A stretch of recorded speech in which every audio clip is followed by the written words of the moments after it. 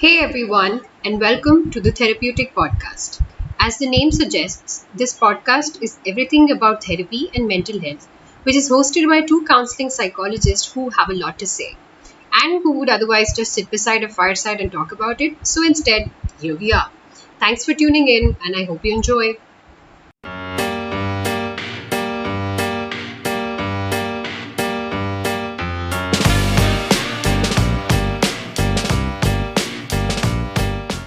Hello, everybody. Welcome back to another episode of us talking about mental health related issues. And for today's episode, we have a very, very interesting topic. I think most of you all must be aware of some of the terms that we might use today. You might have at least heard them or used them, but we'll explain to you what those terms mean. So, the topic today is defense mechanisms. So, as the name suggests, defense means something that you use to protect yourself, and mechanisms are certain ways that your body functions. So defense mechanisms are basically your brain's way of functioning to ensure that you don't go into an overdrive and that you're always in a good mindset. So Meena, why don't you go ahead and explain when and how we use defense mechanisms? Right. Um, yeah, so defense mechanism, as you mentioned, they literally mean this is something that we use to defend whenever those uncomfortable emotions come out in an event or in a situation, and our subconscious mind or the unconscious mind suddenly acts up and sees if we are getting a little bit uncomfortable or if this is going to hurt us emotionally. And so those defense mechanisms come into play. Those are generally they come out so that to keep our anxiety in check or something that doesn't hurt our self-esteem in a way. So these are actually very helpful ways that our brain uses to protect us from an anticipated emotional harm or something that can come because of a situation or an event. And which is why I find them really very much interesting. And that is also another reason that they can be both healthy and unhealthy because, well, not everybody uses them and everybody uses them in a very different ways. And I can say that, and which is why it makes more sense that it is both healthy and unhealthy because a lot of us are thinking with water in our board. So I know that a lot of us are using these unhealthy defense mechanisms. And those are, and today we are going to discuss actually a lot of those, both healthy and unhealthy. Right. So, like you said, that these mechanisms are the brain's unconscious ways of dealing with the emotions, right? So we are not aware. We are absolutely sometimes do not know what our brain is doing. So what happens, like we've discussed in the previous episodes, that emotions do have an effect on your body. We've discussed that plenty. We've said how the mind Yeah. and the body are the same thing. They're connected, right? So the reason that the brain does it is because, let's say you're about to feel an extremely strong emotion, that effect is going to happen on your body as well. For Right. example, mostly the defense mechanisms come into play when you're getting anxious. For Yeah. example, you're extremely anxious about something and you see it in your body, your physical being. You start sweating or you start shaking, and you see all these symptoms. That's when you know, okay, I'm getting anxious right now.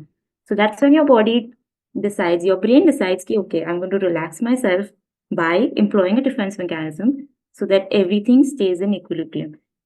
Hence, sometimes it's important to also feel things, and are part of, I think Meena will agree to this as she's a trauma informed therapist, that sometimes it's really, most of the times it's important to feel those emotions to get them out of your body. And no matter how Yeah. difficult it is, or no matter how much your body tries to say no, your brain says no, but you have to get it out of the system. So, Right. and like you also said that we have a list of healthy and unhealthy. Maybe we should start with healthy and discuss what are the different by healthy we obviously mean adaptive ones that actually help us and that are not causing more harm than they should. Yeah. So why don't you start with the first healthy defense Yeah. mechanism? Yeah. And as you said, I really liked the point of how you mentioned that during it is very important for us to feel those feelings. But I think defense mechanism play a role in this also, right? Like they give us time. Ki bhai, abhi I'm not ready to be facing those difficult and uncomfortable feelings. So the brain's gonna drop one of the defense mechanisms, whatever it can be healthy and unhealthy. Uh, and that's how we deal with some of the traumatic events that we face in our life. And yeah, that's why it's very interesting. So let's dig into one of our first, how do we say, the healthy defense mechanism, and this is called sublimation. Uh, I think people must have heard this in the form of examples, and maybe when we discuss this now, they would have found a word that yeah, this is sublimation, or I do this a lot. It's simply put, it's just when you have a lot of anxious energy, when you are in that stressful, those are a lot of stressful feelings or uncomfortable sensations in your body, but you choose to divert them into something, into some other activity. Now, that activity can be healthy and unhealthy. So, let's say you are stressful about an upcoming exam or an upcoming conversation, a difficult conversation that you have to have with a family member or with your colleague or anyone in your office. And you are dreading that sort of. So, you have all those nervous energy inside your body. You can feel it physically. So, you can either choose to, let's say, go for a walk or go for running or choose to do an exercise or do some kind of physical activity to channel that nervous energy out of you, or maybe you go on a shopping spree or do something impulsive. So sublimation is that kind of thing, which is why it sort of comes into both healthy and unhealthy. What do you think, Zainab? Yes, I think, like you said, that the activity done can be anything. And the best example, I think, for this would be if our listeners have watched Friends, then they probably know the character Monica. Now, she is known for keeping Yeah, things clean and tidy, right? So, in a yeah. lot of situations, maybe when you get overwhelmed, I personally know people who start cleaning. That's their way of sorting things out when they get extremely, anxious or there's a lot on their mind. Sometimes people even say that washing utensils actually helps you like calm down for a while. So I think sublimation does exactly that. And I do actually tell a lot of my students as well sometimes when they tell me that I'm extremely angry and I'm going to punch that other kid. And I tell them, Hmm. you know what, maybe we can use that energy and that anger into doing something that's actually useful. So that way, all your anger is out and you've also not hurt someone or yourself in that process, right? But Right, like you said, right. I think even in the beginning, we mentioned that anything that's done in an extreme is always bad. So while sublimation, if you are using a good way to cope with it, is great. But there are people who do use this as a way of, maybe excessive working, let's say. Hmm. They Hmm. turn into workaholics, well, because there's so much on their mind and they know that if they go home and it's a stressful environment, they're going to, Yeah. they're not going to like it. So they end up spending hours at the office, which exactly isn't healthy. I also remember this, of course, a lot of people remember Shinchan. Uh, but there was this female friend of theirs, and her mother used to do this thing. Whenever she used to be angry, she used to start hitting a pillow. And Oh. that became a habit. That became a habit for her. And then her daughter, the Shinchan's friend, also used to start, she also started using it as a method. And then the mother felt bad. So, I mean, I think बचपन से ही ये sublimation तो हम देखते ही आ रहे हैं. Yes, definitely. Yeah. Let's move on to the second one. Zainab. Yes. The second one is I think, my personal favorite, which is humor. Humor is the best used defense mechanism, and I can only think of one person when I think of humor being used as a defense mechanism, and that's Chandler Bing. Chandler Again, a Friends Bing. reference. Yes. Yes. So, what happens in humor when it's used as a defense mechanism is basically um, when you get uncomfortable in situations and you know that, this is a very uncomfortable situation and I'm not going to like dealing with that particular emotion right now. So, you decide to throw a joke in there just to lighten the environment. Now, Yeah. while this is a great way, like let's say you and your partner are in an argument, not an argument per se, but just a small little fight, and you decide to, clear the air or just make it a little easy and throw in a little joke, which is great. And then, Yeah. you get a breather, your partner gets a breather because it's funny, right? So you relax, your brains relax, your body's relaxed. But then humor again, on the other hand, if it's a really serious fight that you're having and you throw in a joke trying to be funny, that is going to take a wrong turn because your partner might actually end up thinking that you're not serious about this. Yeah, So it is I think definitely like going to irritate them. yes, Yeah. yeah, definitely. So humor is actually great in helping you step back and just take a moment for yourselves, because we do tend to get a little, we get in the moment when we have all these thoughts and our brain goes into overdrive. So humor just relaxes ourselves and relaxes our environment, and then we can again go into thinking about the issue at hand. What do you think? The only thing I can think of right now is the whole scene where Chandler literally defines humor as a defense mechanism and takes it onto his personal identity also when he introduces himself as, "Hi, I'm Chandler Bing. I make jokes when I'm uncomfortable." I Exactly. think that's the whole thing defines how we use humor as a defense mechanism. I don't think we need any other words here. Yes. But yeah, I think it's both again very useful and not useful at times. I think we need to be very much, I think with humor also, in generally we see a lot of comedians also using the word timing, right? It's all about timing with it. Like if you use it in Yes, times when you really need a breather, yes, it's going to be helpful for you, but otherwise it'll definitely irritate the hell out of the other person. Yeah. exactly. Uh, a little bit about while we were talking about defense mechanism, this thing came to my mind how so this is essentially a Freudian concept, right? Like Freud was the first one who came with all of these Right. names of defense mechanism and how we use them in our daily life and how it affects us.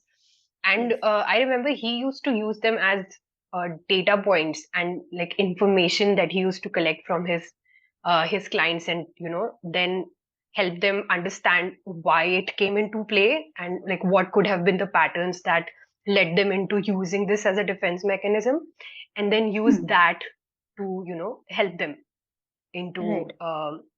coming in face with the reality. I think we should understand why we are discussing about this and why it's really necessary for us to understand the difference between the healthy and the unhealthy.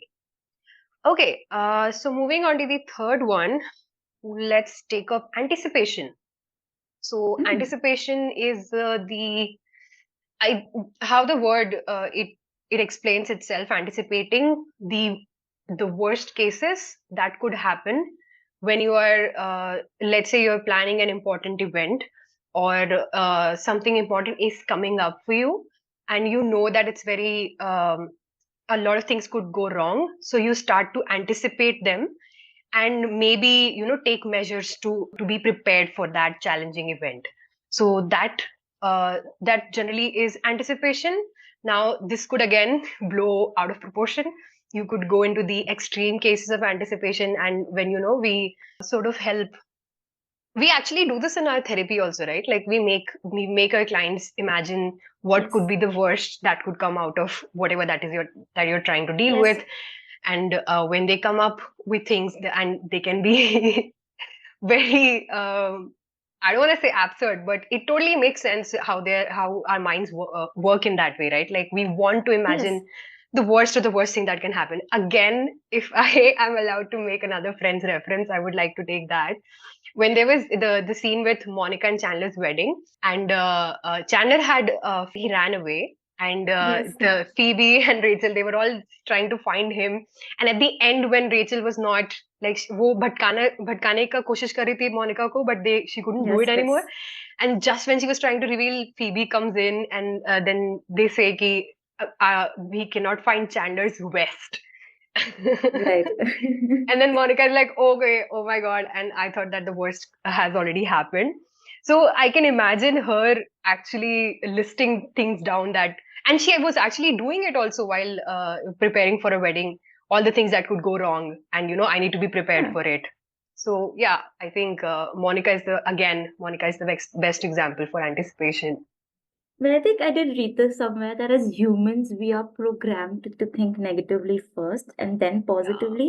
And I think the story behind it was that that's the reason that early humans survived, because they always thought of the dangers that were there out there, like maybe them getting Mhm. attacked, or there be drowning or whatever it was. So because they were so negative that, when I say so negative, I mean that because they Yeah. had these thoughts, they were able to, build fire, or they were able to hunt, or they were able to go live in caves. So this negative thinking is important, but like you Hmm. said, too much of it can cause a problem. So adding on to what you said, I think the best example that I think would be, let's say you're doing theater, you have a role to play, and you anticipating that, oh, I'm going to go on stage and forget my lines.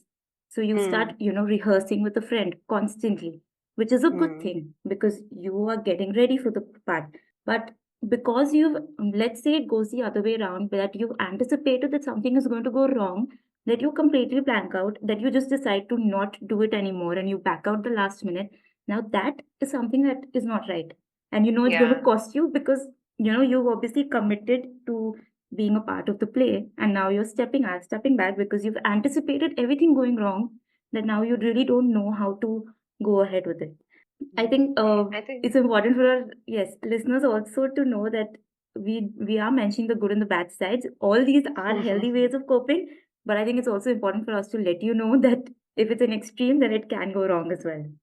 Definitely. I think it's important for us to discuss that. And in the light of discussing the healthy side of anticipation, there was this recent article I read about Taylor Swift, where she mentioned that just to prepare for her own concert, because she knew that there was going to be, difficult circumstances, she will have to sing for 3 hours. And I think a lot of artists also might be doing that, but something that came in light recently.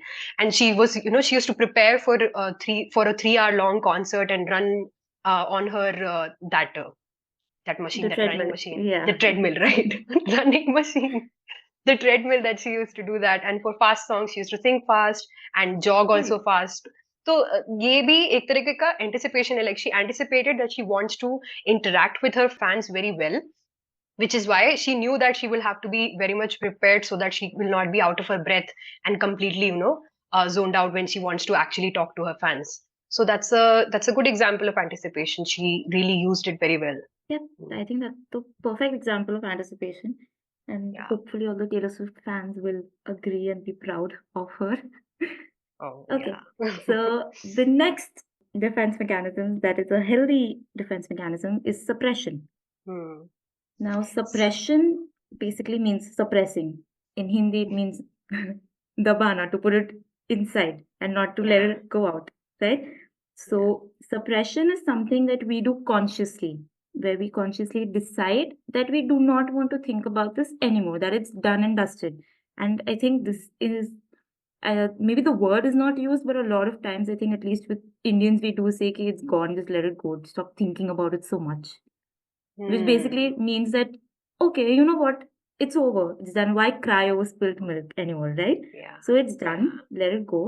And this we do it consciously because we know that it's not going to help us, it's not going to help us anyway.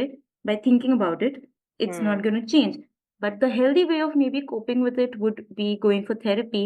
And let's say we've had like an incident that has caused issues that brings up anxiety.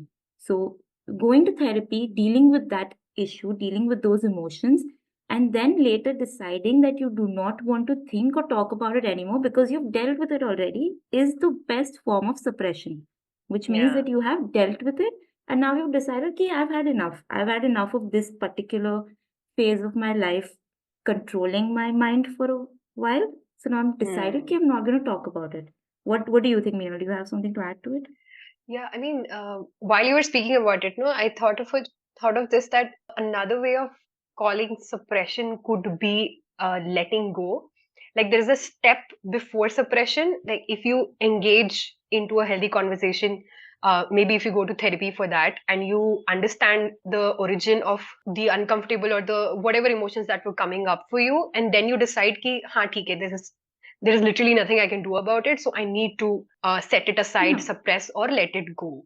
So I think that kind of suppression or letting go is healthy, and it should be done. Like there has to be a one step before you decide to suppress it. Yes, I think like Yeah. maybe all the children that students that decided that both got cancelled because of COVID for 2 years, Mm. and their marks were taken based on their results in the first the quarterly exams or the First. half yearly exams, I think suppression there would have been really important or was really important, because I think I've personally seen somebody close to me who decided that, you know what, I had no control over this. Nobody knew that COVID was going to hit us. So nobody knew that they had to study well for their quarterlies or, their half yearlies, because their marks would get counted. So Yeah. they decided that, okay, that's it. There's nothing I can do about it. I know that, I could have done better, but I'm just going to let that go because that part of my life is over and I've clearly moved on. I'm not in my 10th grade anymore. I'm not in my 12th grade anymore. I've moved on. Mm. So suppression also does work that way in similar lines, I feel. Hmm. And I think one of the most uncomfortable emotions, that is helplessness. Suppression can help us deal with it a little bit. I may be going into a little bit of extreme when I say that, but it helps a little bit because helplessness is literally how the word says that nothing really can be done when you're dealing with a helpless situation. And it is Yeah. genuinely a very uncomfortable emotion to deal with, right? Yes. Okay, do we have any other healthy defense to discuss? Oh, yeah, there is one called altruism. Yes. Now, altruism, I think it could be a little new and a surprising term because it is generally used as a word to describe how people get pleasure from giving to other people. And Yes. now we are calling it a defense mechanism. So it is essentially a way for you to feel good about yourself by giving to other people. So when you are, Yeah. let's say, doing something that is helpful for the other person, and then you feel good about yourself that, it's because of me that the other person, unke chehre pe smile aayi. So this is Right. genuinely a very healthy defense mechanism, which makes you feel good about yourself also, and it makes the other party also feels good. So all in all, I think it's a win-win situation. Yeah, I think a lot of times we do see maybe parents that have lost their children to a certain illness. And then we Hmm. see that those parents are already grieving the loss of their child, right? And then they end up using that money that they're probably saved for that child to help another child going through the same illness. And that itself is an act of altruism because the parents know that there's nothing we can do about the child anymore because, he or she is not here. But what we can do is help other children and, make sure their families or those children don't suffer anymore.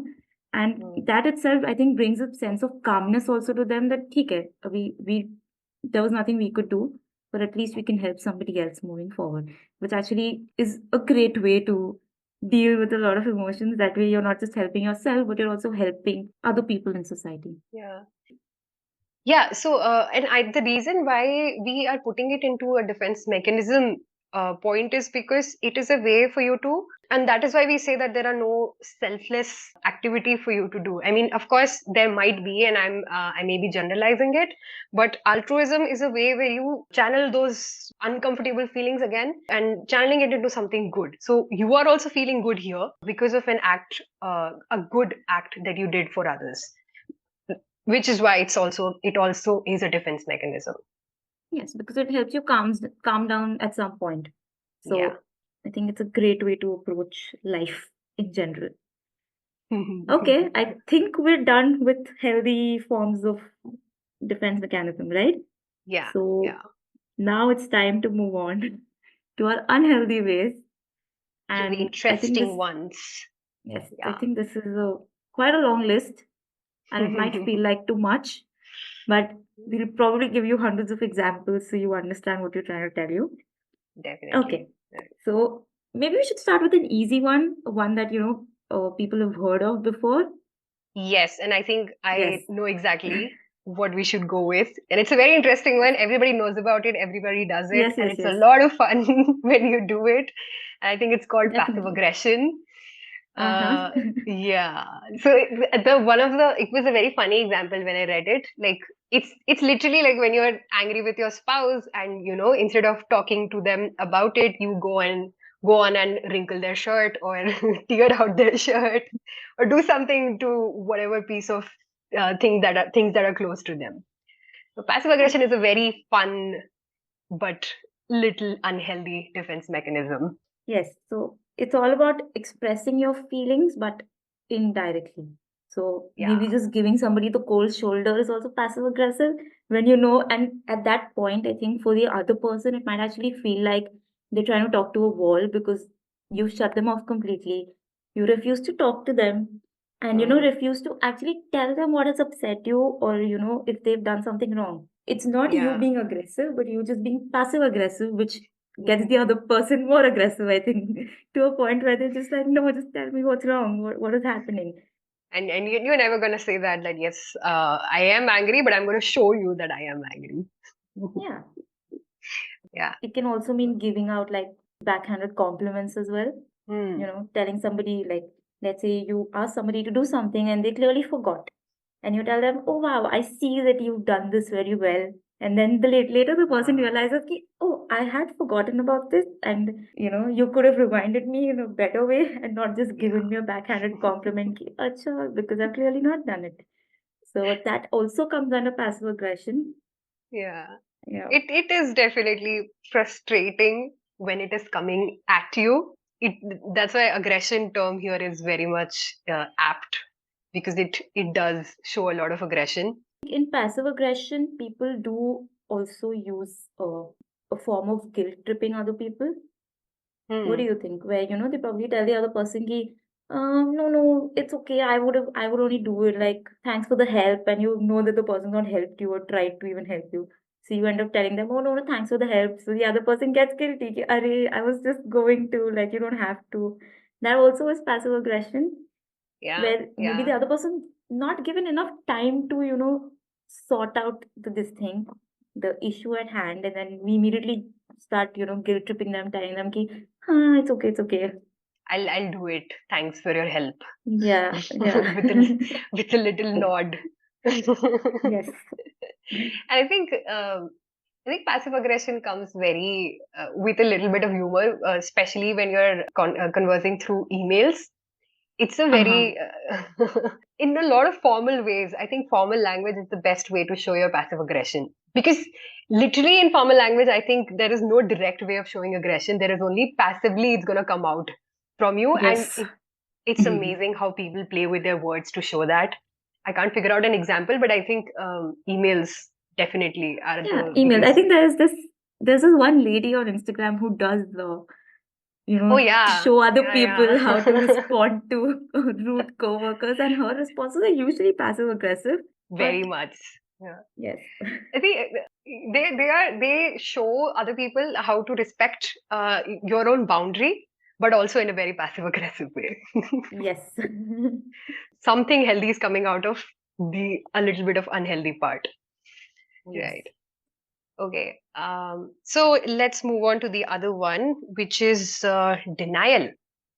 Now, denial is I mean, literally as the word says, you are denying that you have any kind of issue or problem with the current situation or whatever that it is that you're dealing with. And when you're not at all acknowledging the negative emotion at hand. So when you're not even at some levels, you may have realized that, okay, there is something happening, but at the surface level you are not yet ready to accept whatever emotions are going to come with it, so you are in denial of the unhealthy or the uncomfortable event or a situation. Yes, I think also it's important to remember that a lot of people think in denial the other person is lying to themselves, but they're actually not Hmm. lying. It's a very unconscious thing. They they just can't seem to accept the reality. They don't really think they're lying about something, they just don't see it. There's always an inkling, there's a feeling ki acha no, something is off or something's wrong, but they can't see it the way maybe somebody else is looking at it objectively. So denial actually does come from an extremely personal space as well, where you can't look at things objectively. You can't look at the objective reality. So for the outsider, it might actually look like they are not, they're lying to themselves and don't want to accept it. But for the person that's Hmm. going through the emotion or, the particular trauma, for them, they don't see it. They just can't look at it objectively. Yeah, yeah, I mean it would come like ये मतलब ये तो सामने ही है, how can you not see it, like you're clearly in Yeah. denial of it. It's visible to you, but it's Yeah. definitely not visible to the person who's going through it. Exactly, because I think the emotional The impact of it is aftermath. just too big. Exactly, Yeah. for them to even understand ki, okay, no, no. And I think this is one of the most common examples is death, where, somebody Hmm. passes away, somebody is extremely close to you. There is denial because imagine sitting and, trying to feel the entire emotion that this person is no more. So that person, the other person automatically shuts off and then they go into denial because sitting and feeling and crying through it can be too much. Yeah. And I think this is the one of the examples where denial can be healthy for a temporary moment because you Yes. know that accepting a situation is going to bring out even more heavier emotions that you may not be ready to face yet. So it's okay to be Yeah. in denial for it for, certain point of time. Yeah. And I think also a lot of people that are addicted to substances Hmm. also are a lot of times in denial because they don't really see the issue. They might be addicted. They know that this it's causing issues at home and issues Yeah. at their workplace or in their personal life, but they just can't seem to see it.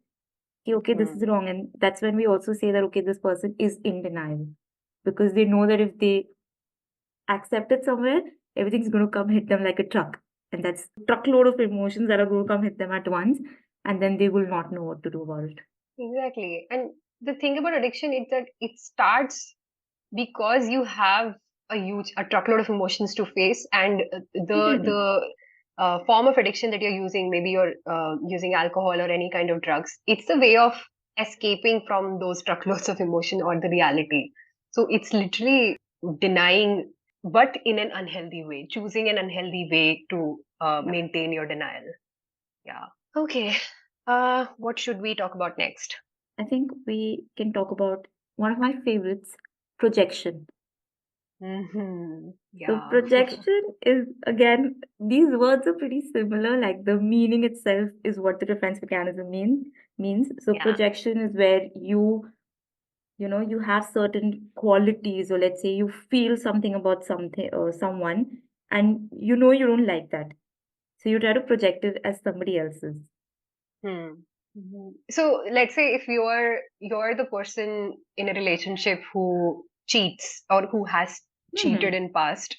So Yes. because you know that these kind of things happen because you've done it yourself, you may try to project it onto your partner by saying, or being suspicious about your partner, that they can also cheat at any time, and then your whole dialogues in the conversation that you might have with your partner can change in a way where you're always suspicious of them. So you're projecting your fear of either cheating or getting cheated on onto your Yeah, partner.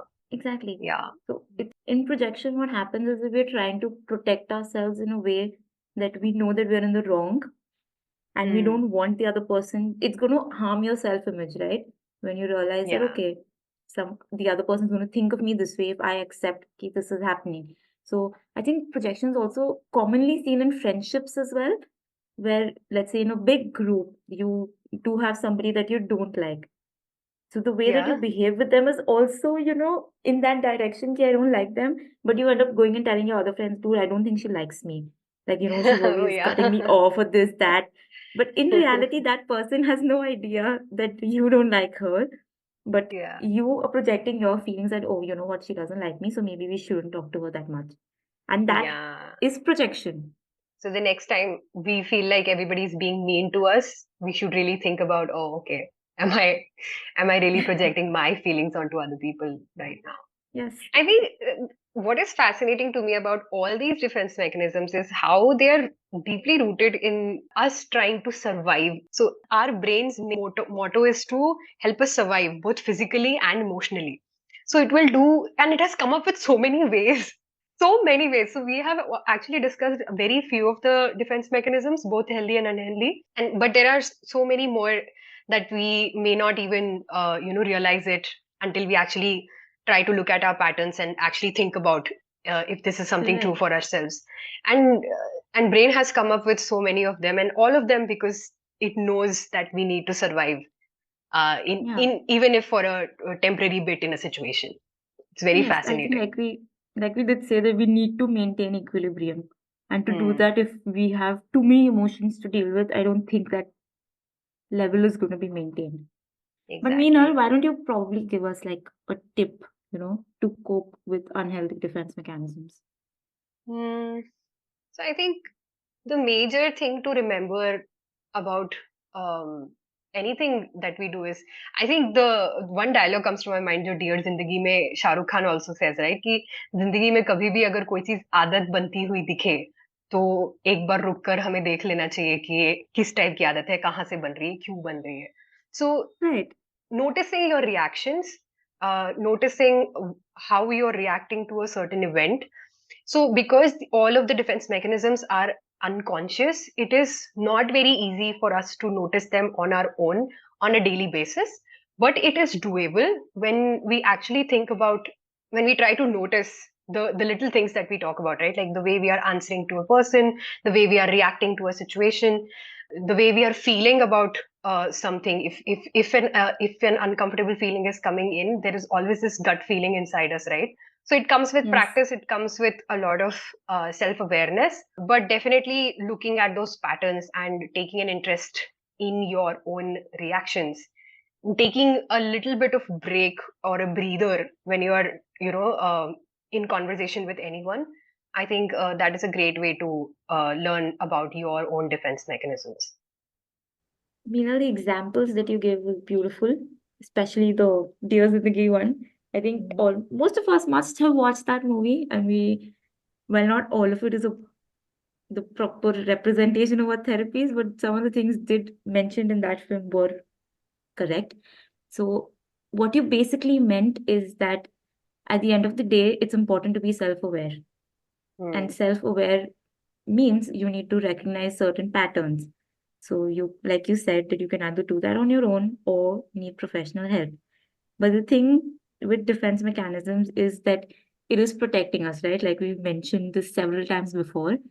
So Yeah. for us, wanting to change that will take a lot of power because we're trying to remove a protection cover from ourselves, right? When we deal with Hmm. defense mechanisms, it's like taking off the screen guard from our phones. The phone can break at any point of time. Yeah. So hence it's That's beautiful. extremely thank you. So it's extremely important to understand that while the defense mechanisms are protecting you, they're only protecting you for an extremely short period of time. It's not going to help you in the long run at all. So you need to be a little self-aware. You need to understand why you're reacting when you're reacting. And of course, get a little professional help to just understand, what actually goes on in our minds and Hmm. why we react certain ways. I think, and it's very important for us to even connect it with our physical health. So before we close up, I'm just gonna tell you a little bit about this study that I read about. So there was this person Sure. called Johan Malone in 2013. He did this study on the healthy defense mechanisms and how they were affecting our future health. So it was noted that the people who were using more of the healthy defense mechanisms, later in life their health was better than the other group, and it was affected in an indirect way. Why? Because people who were using the healthy defense mechanism had a better social support. So that social support Right. system, because it really influences the way we communicate with the people around us and people close to us. It affects the way we present ourselves, because defense mechanisms act upon every reaction or every conversation that we have, right? And it is so much, so deep rooted inside us that it's not visible to us at all times, but it is active at all times, which is why, as you said already, that it's very important for us to be aware of them. Yes. Yeah. Thank you for sharing that study. I think it beautifully sums up what we've been trying to say all this while, that why healthy Mhm. defense mechanisms are important because Yes. Mm. we are dealing with it, we're doing it to only protect ourselves, but the mechanisms are almost always used on the other person. Yeah. So it's important to also protect our social circle because we are social animals. No matter how much we want to deny that. Yes. Okay, I think that is in brief what we can tell you about defense mechanisms and how they affect our daily lives. I hope you all enjoyed listening to another of one of our episodes. Thank you all for joining us again. Bye. Bye bye.